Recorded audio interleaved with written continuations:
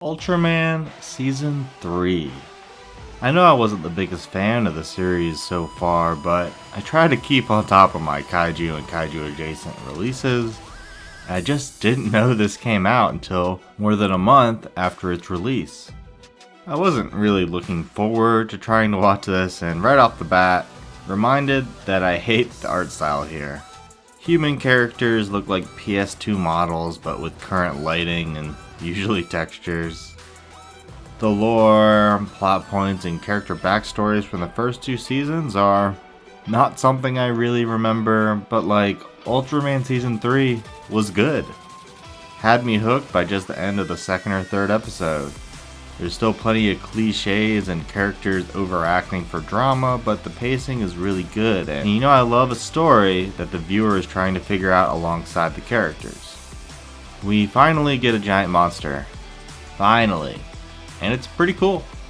Opening and end songs are good for opening and end songs. Nothing I'd listen to outside of the show, but still fit wonderfully.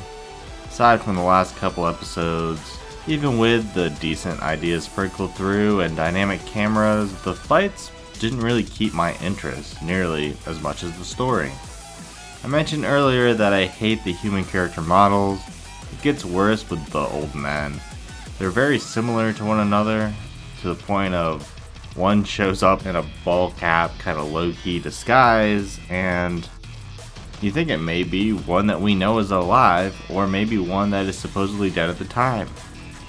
Oh, the Play-Doh hair is still going on too. At one point there is a 4-person fight happening on a road and cars just keep driving into them, over them.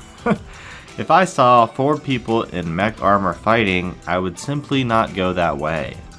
One even stops in between the fighters and says, "Hey, watch it," or something along those lines. Stupid.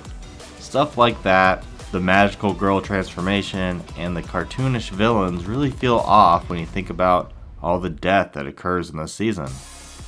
Characters getting murdered, random groups of people getting murdered to lure the Ultraman, a ass, bitch, damn, or bastard dropped in each episode. Just feels a little inconsistent tone-wise with the more cartoonish aspects, including the art style.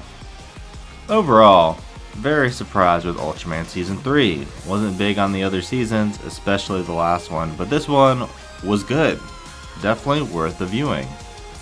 Thanks for watching.